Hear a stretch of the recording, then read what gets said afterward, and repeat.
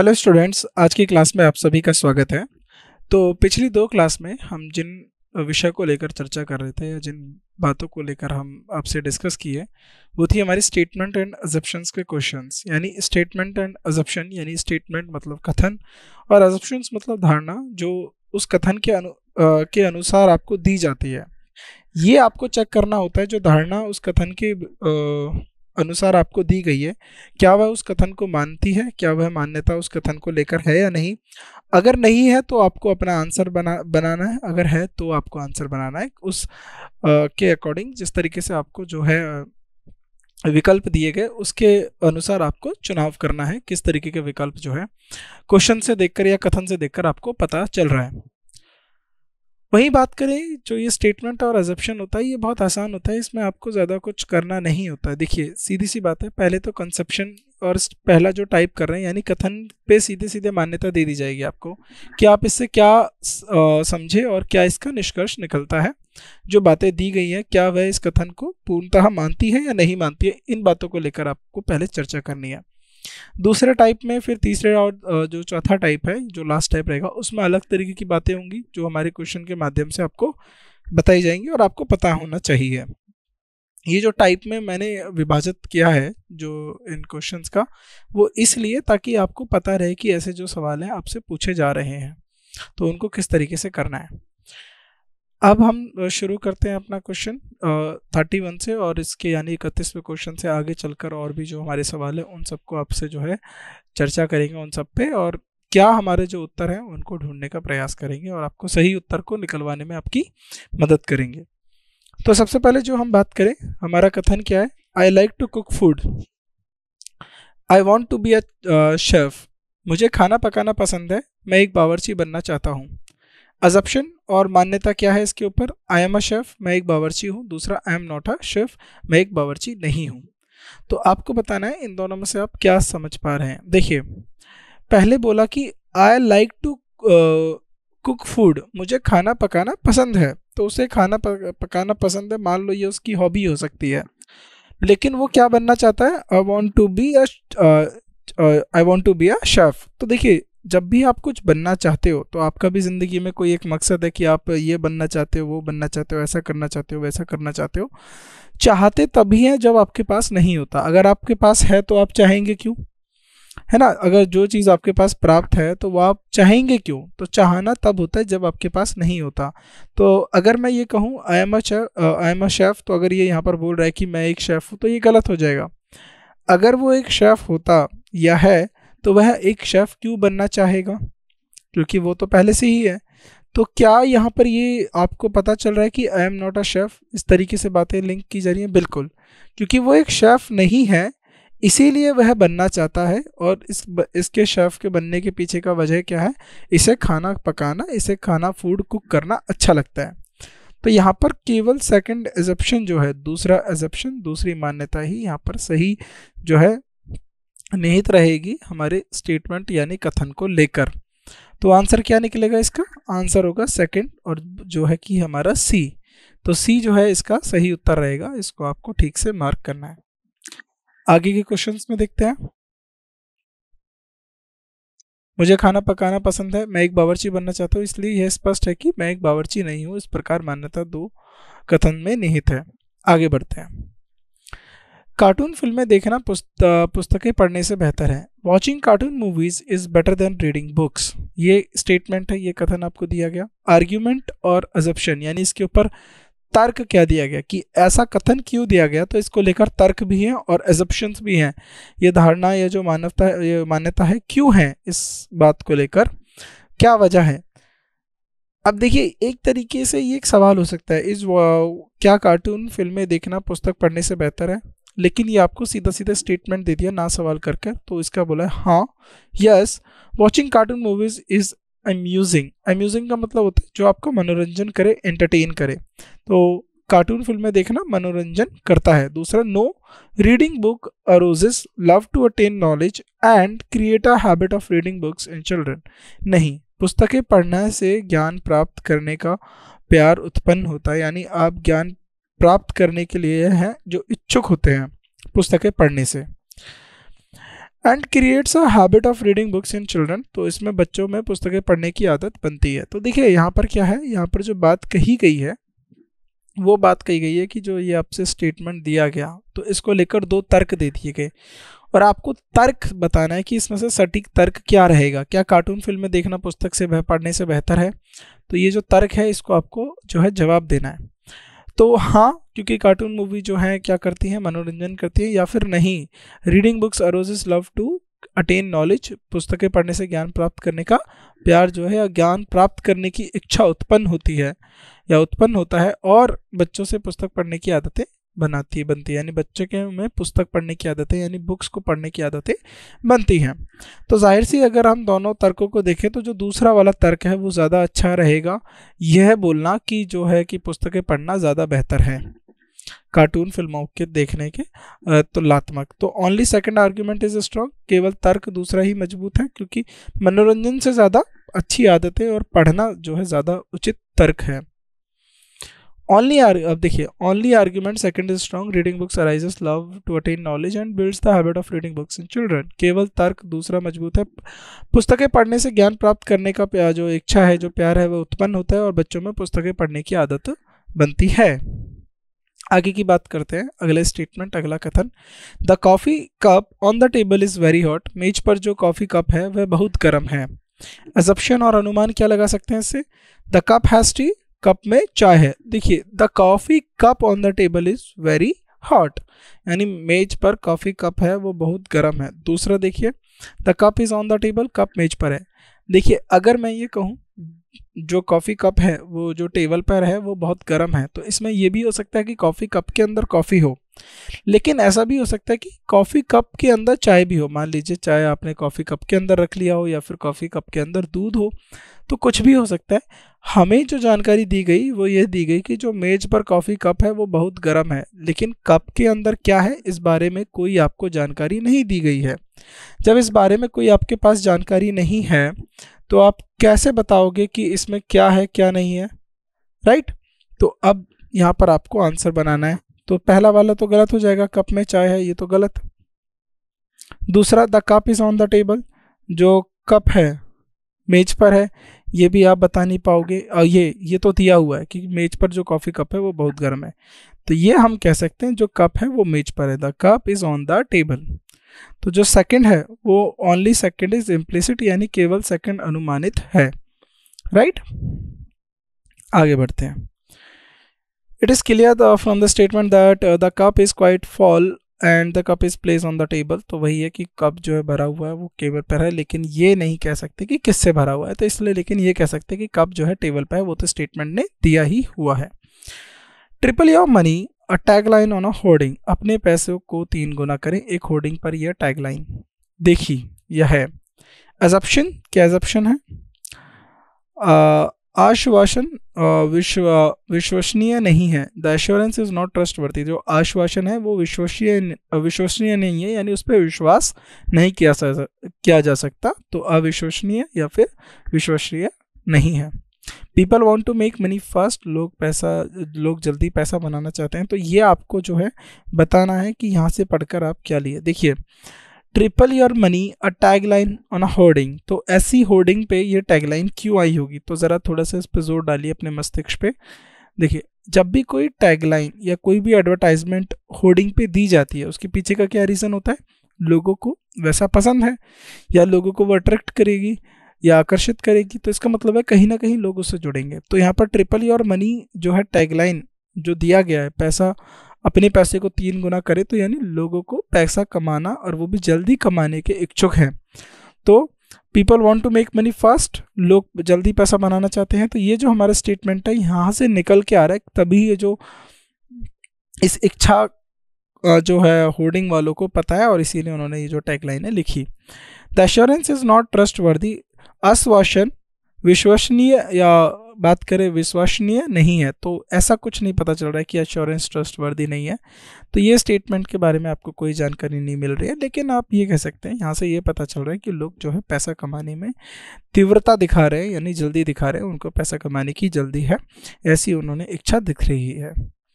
तो अपने पैसे को 3 गुना करें, यह होर्डिंग पर एक टैगलाइन थी। वर्तमान में लोग ऐसी टैगलाइन वाली कंपनियों और बैंकों का उपयोग करते हैं जो छोटे समय में जल्दी पैसा बनाने का प्रस्ताव देते हैं, इसलिए अनुमान जो है सेकंड जो है दूसरा जो है वो ठीक रहेगा। स्टेटमेंट और कथन क्या है? All the species of plants and animals are part of biodiversity and ecosystems. All of these contribute collectively to the conservation of the environment. सभी प्रजातियों के पौधे और जानवर जैव विविधता यानी बायोडाइवर्सिटी और पारिस्थितिक तंत्र यानी इकोसिस्टम का हिस्सा हैं। यह सभी मिलकर पर्यावरण संरक्षण में योगदान देते हैं। तो दोबारा आप कथन को देख लीजिए। All the species of plants and animals are part of biodiversity and ecosystem. All of these contribute collectively to the conservation of the environment. सभी प्रजातियों के पौधे और जानवर जैव विविधता की पारिस्थितिक तंत्र का हिस्सा हैं। यह सभी मिलकर पर्यावरण संरक्षण में योगदान देते हैं। आया नाउ अब देखिए ये 2 एजम्पशंस हैं, यहाँ पर इसको मैं बता देता हूँ। ये रहे, यहाँ से आप देखिएगा। प्रोटेक्ट और create the environment by protecting the surrounding trees at the animal of constructing the building और रोड्स।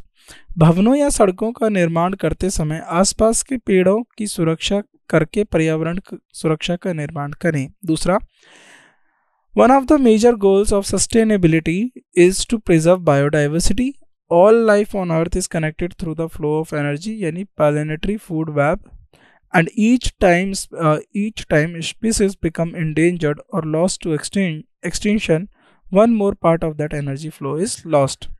देखिए जो ऊर्जा का प्रवाह है ना, और जो ऊर्जा चक्र है, या फिर आपने देखा होगा साइंस की किताबों में, विज्ञान की किताब में, तो जो ऊर्जा का चक्र है हमारे पृथ्वी के ऊपर, तो यह सब आपस में एक दूसरे से जुड़े हैं। तो हम जो ऊर्जा प्राप्त करते हैं वो पेड़ों से करते हैं, पेड़ जो ऊर्जा है वो सूरज से करते हैं। तो इस तरीके से जो ऊर्जा चक्र है ये आपस में जुड़ा हुआ है।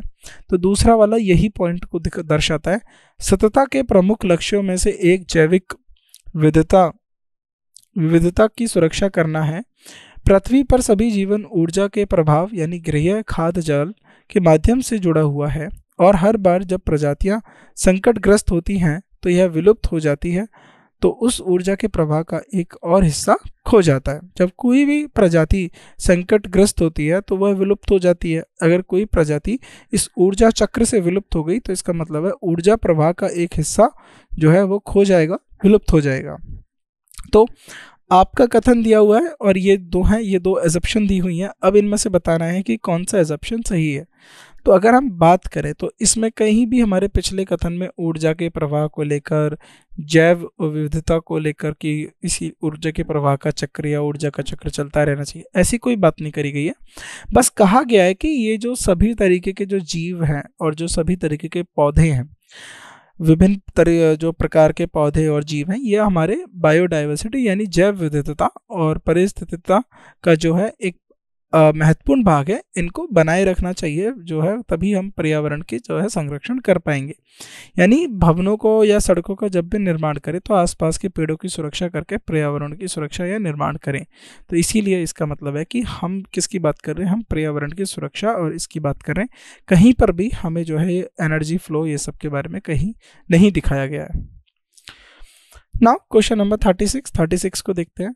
Statement: The headmistress called for a meeting of all staff members to discuss on discipline issues. Last class में भी याद हो तो हमने कुछ ऐसा फीस के लेकर स्ट्रक्चर यानी फीस संचालन को देखा था। अब यहाँ पर जो है अनुशासन को लेकर बात आई है। प्रधान अध्यापिका है ने अनुशासन समस्याओं पर चर्चा के लिए सभी स्टाफ सदस्यों के लिए एक बैठक बुलाई। एजम्पशन और धारणा क्या? There were some discipline issues that were raised earlier. कुछ अनुशासन समस्याएं थी जो पहले उठाई गई थी। The headmistress wants to address all of them together. प्रधान अध्यापिका सभी को एक साथ संबोधित करना चाहती हैं। तो ये आपको यहाँ पर बताना है। तो यहाँ से क्या आपको जो है समझ में आ रहा है इस पर्टिकुलर स्टेटमेंट से? देखिए, the headmistress called for a meeting for all staff members to discuss on discipline issues. So प्रधान अध्यापिका ने अनुशासन समस्याओं पर चर्चा के लिए सभी स्टाफ सदस्यों के लिए एक बैठक बुलाई। There were some discipline issues that were raised earlier. तो क्या इस कथन को देखकर आपको पता चल रहा है कि कुछ ऐसी समस्याएं थी जो पहले भी उठाई गई थी, जो इस बार भी उठाई जा रही है।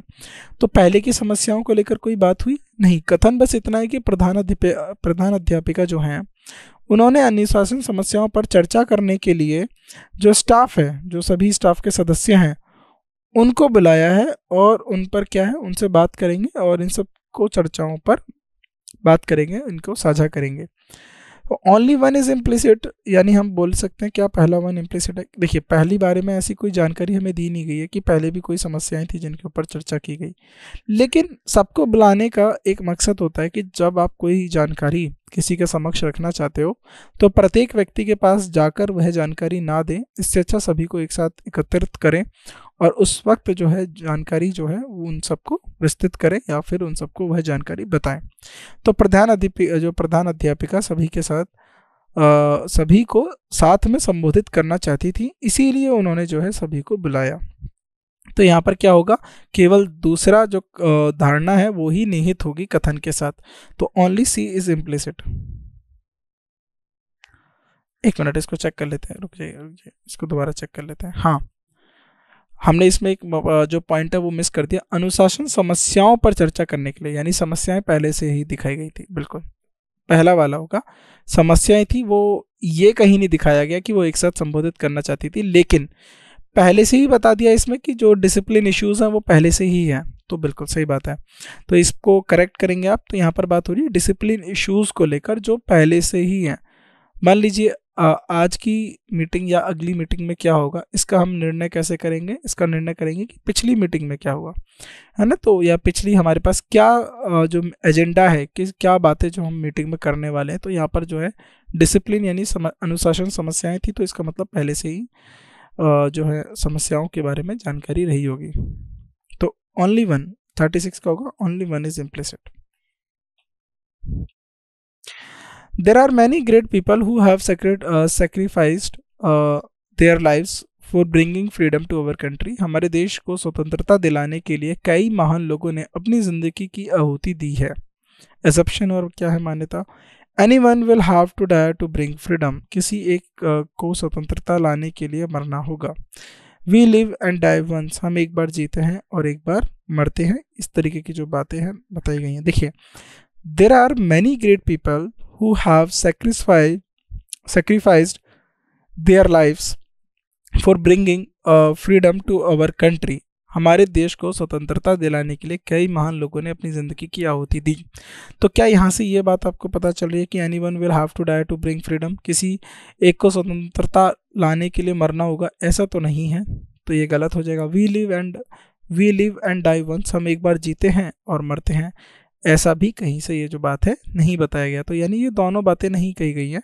तो बोथ अजम्पशंस, यानी जो आंसर होगा हमारा D, both assumption 1 and 2 are not implicit. मान्यताएं एक और तीन दोनों निहित नहीं हैं। आगे बढ़ते हैं। क्वेश्चन नंबर 38, स्टेटमेंट और कथन क्या है। Nowadays people know that chanting mantras relieves stress and anxiety. आजकल लोग जानते हैं कि मंत्रों का जाप करने से तनाव और चिंता दूर होती है। Assumption और अनुमान क्या है। Stress and anxiety are the dangers of modern age that most people face. तनाव और चिंता आधुनिक युग के खतरे में जिनसे अधिकांश लोग सामना करते हैं। People are looking for alternative medicine. लोग वैकल्पिक चिकित्सा की तलाश में हैं। तो ये आपके जो है कथन दिए गए हैं, आपको बताना। देखिए, Nowadays people know that chanting mantras relieves stress and anxiety. यानी आज लोग जानते हैं कि मंत्रों का जाप करने से तनाव और चिंता दूर होती है। तो यानी अधिकांश लोग जो है चिंता और तनाव में ग्रस्त हैं। तो हम ये बता सकते हैं कि many people are having stress and anxiety. अधिकांश लोगों को है चिंता और तनाव।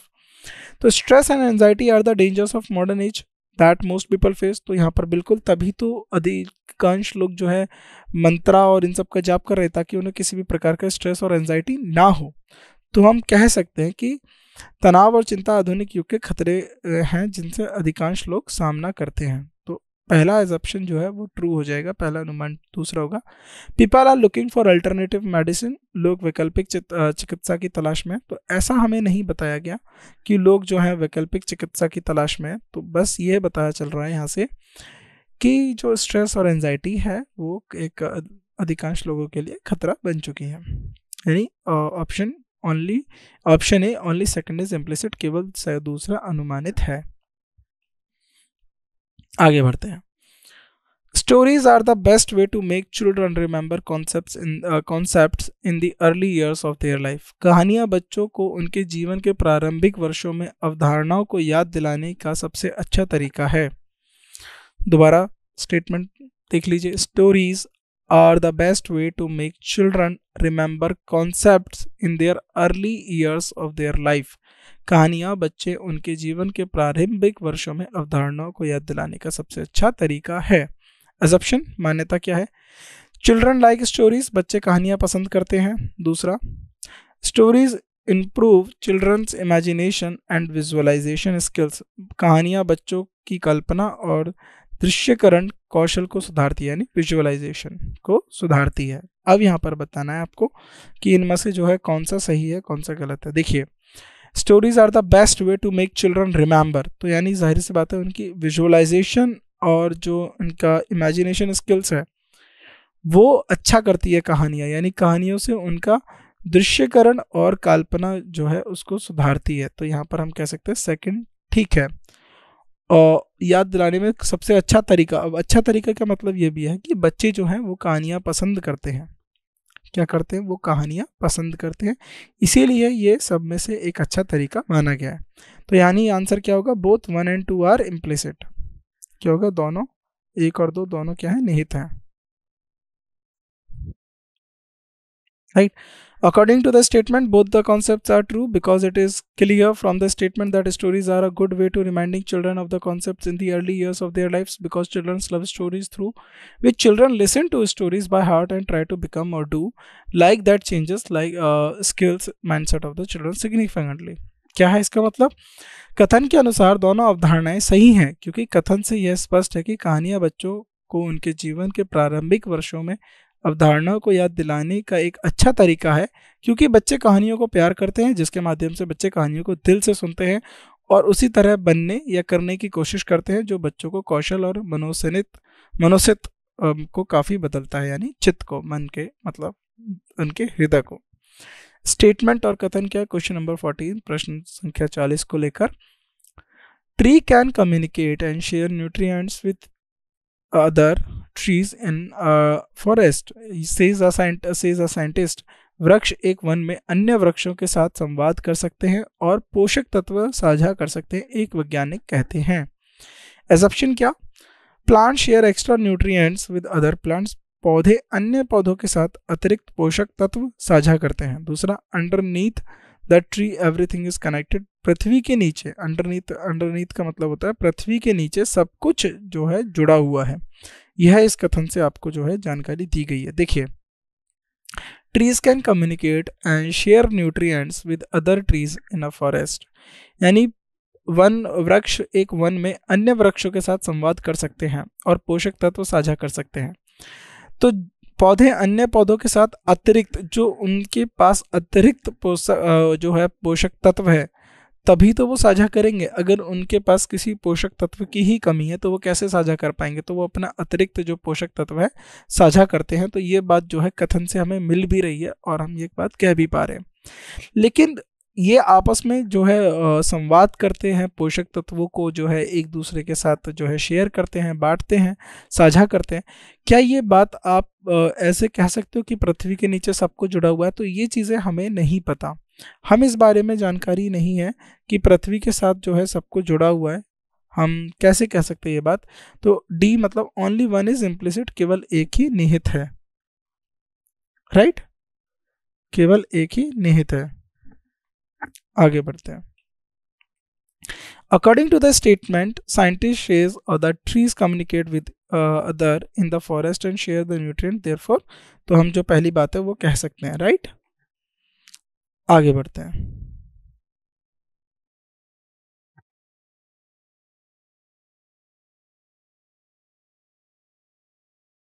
Global warming, species extinction and deforestation are threatening the environment.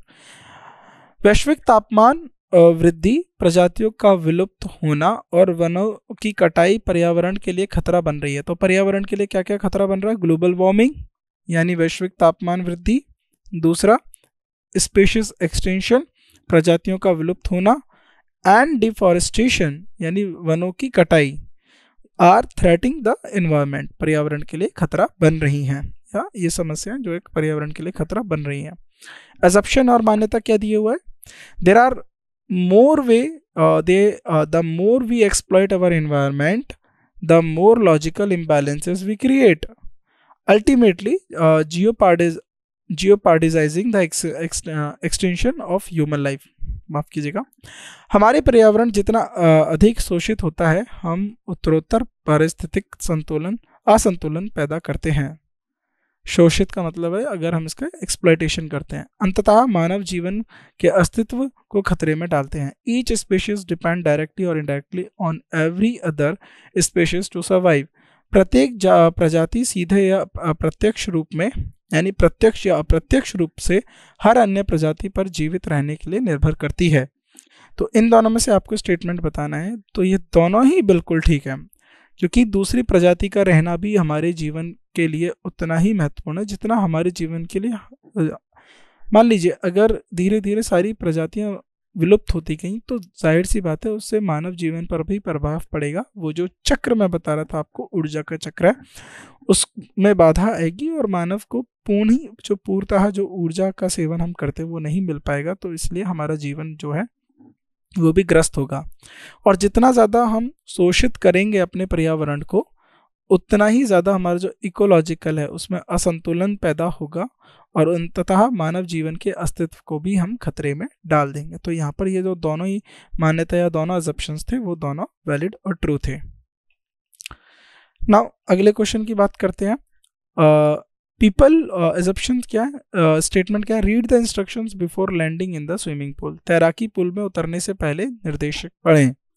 Assumption क्या? People who use swimming pools are educated. तैराकी पुल का उपयोग करने वाले लोग शिक्षित हैं। People who using swimming pools are not blind. People, तैराकी पुल का उपयोग करने वाले लोग अंधे नहीं हैं। तो आपको ये बताना है क्या करना है। देखिए जाहिर सी बात है, अगर कहीं पे इंस्ट्रक्शन दिए हुए हैं तो हम उम्मीद करते हैं कि वो लोग उतने शिक्षित होंगे कि जितने में वो इंस्ट्रक्शन या फिर वो जो हमारे निर्देश हैं उनको पढ़ सकें। तो निर्देश हिंदी में भी दिया जाता है, इंग्लिश में भी दिया जाता है। अगर जिनकी शिक्षितता ज़्यादा है तो वो इंग्लिश में पढ़ लेते हैं, जिनकी शिक्षितता कम, मान लीजिए जिनको अंग्रेजी भाषा का ज्ञान नहीं है, उतनी जो है अंग्रेजी भाषा में उन्होंने अपनी शिक्षा ग्रहण नहीं करी, तो वो हिंदी में पढ़ लेते हैं। यानी तैराकी पुल का उपयोग करने वाले लोग जो है शिक्षित हैं, ये हम कह सकते हैं, क्योंकि इसीलिए वहाँ पर जो है इंस्ट्रक्शंस रखे गए। वहीं बात करें people who using swimming pools are not blind, बिल्कुल जाहिर सी बात है, निर्देशों को आप देखेंगे और उसके बाद तभी तो आप पढ़ पाएंगे। तो जाहिर सी बात है वो लोग अंधे नहीं है, पीपल जो है नॉट ब्लाइंड। तो आंसर जो होगा बी होगा, यानी both 1 and 2 are implicit, right. तो इस तरीके से जो है आपको सवालों को कॉल करना है, जो है सवालों को आपको करना है, राइट। आगे बढ़ते हैं। नाउ नेक्स्ट क्वेश्चन, आप स्टेटमेंट पढ़िए और बनाइए। The school management has announced the addition of 1 more section for each class. School प्रबंधन ने प्रत्येक कक्षा के लिए एक और खंड की वृद्धि की घोषणा की है। यानी स्कूल मैनेज, देखिए क्या हुआ कि नंबर ऑफ स्टूडेंट्स बढ़ गए होंगे, जो क्लास में छात्रों की संख्या वो एक्स्ट्रा जो है बढ़ गई होगी। इसीलिए स्कूल मैनेजमेंट ने क्या करा कि हम एक एक्स्ट्रा जो है बना देते हैं, जो है एक्स्ट्रा सेक्शन बना देते हैं, यानी अलग से एक और खंड की जो है वृद्धि कर देते हैं। ऐसा जो है स्कूल प्रबंधन ने किया। अनुमान क्या लगाया जाएगा इससे? This year they are expecting a large number of students to attend the school. इस वर्ष वे उम्मीद कर रहे हैं, यानी उम्मीद कौन कर रहा है? स्कूल मैनेजमेंट, कि बड़ी संख्या में छात्र स्कूल में उपस्थित होंगे। दूसरा, they are thinking of reducing the number of current students in each class by increasing another section. वे एक और खंड बढ़ाकर प्रत्येक कक्षा में वर्तमान छात्रों की संख्या को कम करने का विचार कर रहे हैं। तो यहाँ पर आपको बताना है कि कौन सा अनुमान ज़्यादा सटीक रहेगा, राइट। तो ये आपका कथन है, आप इसको एक और बार देख लीजिए फिर आप बताइए। देखिए, this year they are expecting, अनुमान जो है या उम्मीद की जा सकती है कि जो एक बड़ी संख्या है स्कूल छात्रों की उसमें वृद्धि आ सकती है, यानी जो मैनेजमेंट है वो उम्मीद कर रहा है, जो प्रबंधन है वो उम्मीद कर रहे हैं कि बड़ी संख्या में जो छात्र स्कूल में उपस्थित होंगे। शायद इस बार उम्मीदवार जो स्टूडेंट है या फिर इस बार हम बात करें उनका एडमिशन जो है ज़्यादा हो सकता है। They are thinking of reduce, ये भी हो सकता है कि वो एक्स्ट्रा खंड बढ़ाकर हर क्लास में जो छात्रों की संख्या ज़्यादा हो रही थी उसको कम कर पाए, जिससे प्रत्येक छात्र को हम अच्छा जो है वो ध्यान दे पाएँ और उनको समझा पाएँ। तो ये भी जो है पॉसिबल हो सकता है, तो दोनों जो है पॉसिबल हो सकते हैं। तो इसलिए बोथ 1 और 2 इम्प्लिसिट है, यानी दोनों 1 और 2 निहित हैं। आगे बढ़ते हैं। रिसेंट और कथन। रिसेंट क्या दिया हुआ, मतलब स्टेटमेंट क्या दिया हुआ है? Recent research has shown that the increase in the number of cancer patients is related to the consumption of gassed beverages, यानी गैस मतलब जिनके अंदर गैस होती है। हाल ही में अनुसंधान ने दिखाया है कि कैंसर रोगियों की संख्या में वृद्धि गैसित पेय पदार्थों के सेवन से संबंधित है।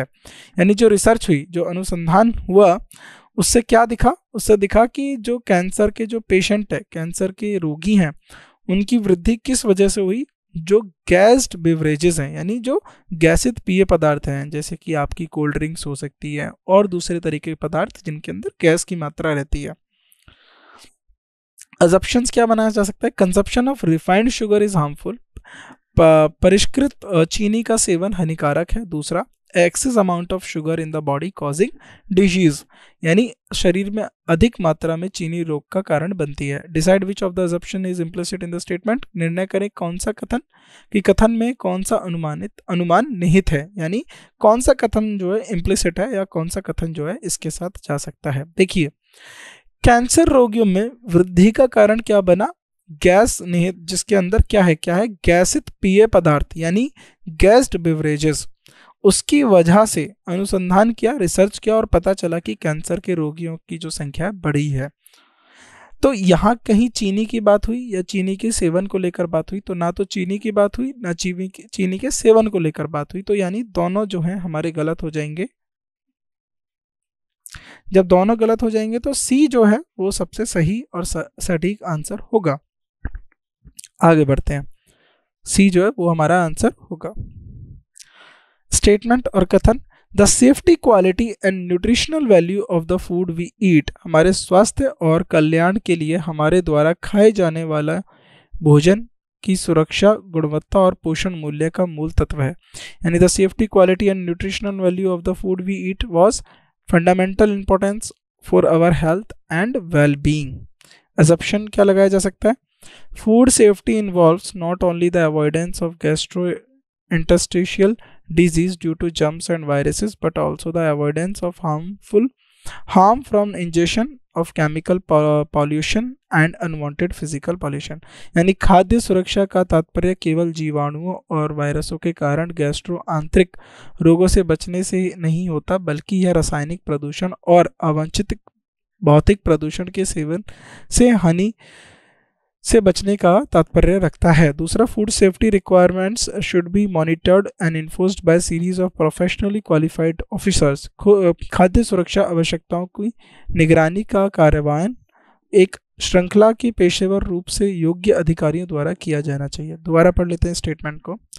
The safety, quality of nutritional value of the food we eat has fundamental importance of our health and well-being। हमारे स्वास्थ्य और कल्याण के लिए हमारे द्वारा खाए जाने वाले भोजन की सुरक्षा, गुणवत्ता और पोषण का मूल तत्व है।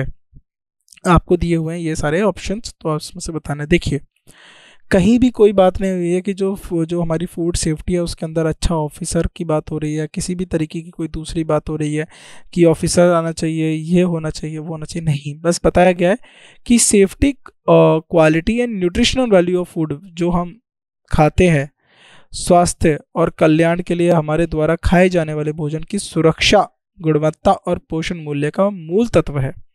तो इसका मतलब क्या है कि food safety involves not only avoidance of gastrointestinal due to germs and viruses, but also the avoidance of harmful and injection of chemical pollution and unwanted physical pollution. तो हमारा जो पहला है वो ज़्यादा सही है, क्योंकि इसमें बोला गया खाद्य सुरक्षा का तात्पर्य केवल जीवाणुओं और वायरसों के कारण गैस्ट्रो आंतरिक रोगों से बचने से नहीं होता, बल्कि यह रासायनिक प्रदूषण और अवांछित भौतिक प्रदूषण के सेवन से हानि होने से बचने का तात्पर्य रखता है। तो यानी पहला जो है इम्प्लिसिट रहेगा, यानी बी जो है इसका सही आंसर रहेगा। आगे बढ़ते question number 46। The headmistress announced from now on every Wednesday there will be a storytelling session after assembly। कथन क्या, प्रधान अध्यापिका ने, जो प्रधान अध्यापिका है, ने घोषणा की अब से हर बुधवार को सभा के बाद यानी असेंबली के बाद, प्रार्थना के बाद कहानी सुनाने का सत्र होगा। अजम्पशन क्या, मान्यता क्या रहेगी, जो teacher wants children to read stories, शिक्षक चाहते हैं बच्चे कहानियां पढ़ें। दूसरा, teacher wants children to write their own stories, शिक्षक चाहते हैं बच्चे अपनी खुद की कहानियां लिखें।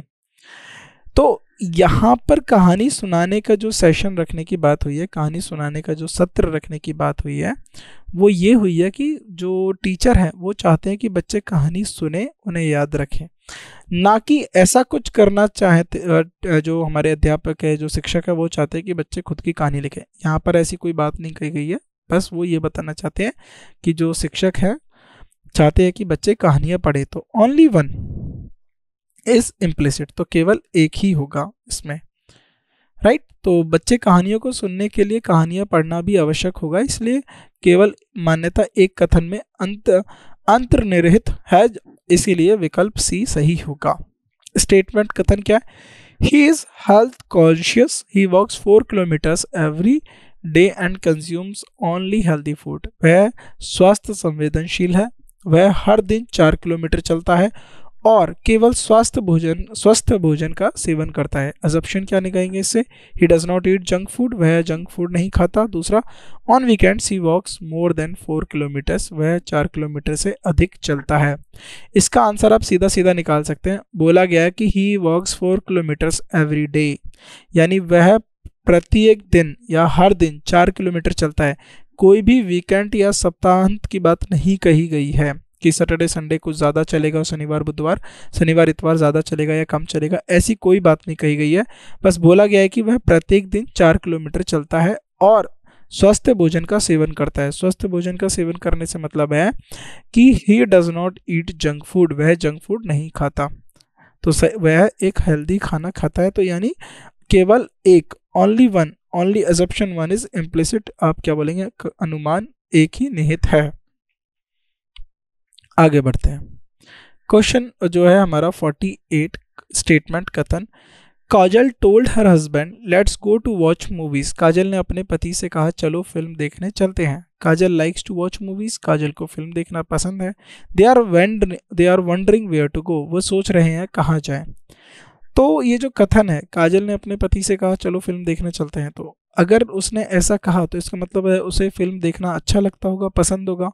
सो इसका मतलब क्या है कि काजल को यह फिल्म देखना पसंद है, तो हम कह सकते हैं कि Kajal likes to watch movies. लेकिन ऐसा कहीं से पता चल रहा है they are wondering where to go, वे सोच रहे हैं कहाँ जाएं, तो ऐसा हमें कहीं से पता नहीं चल रहा है कि वे सोच रहे हैं कहाँ जाएं। बस यहाँ से हमें काजल की इच्छा को लेकर पता चल रहा है कि उसको फिल्म देखना जो है पसंद है।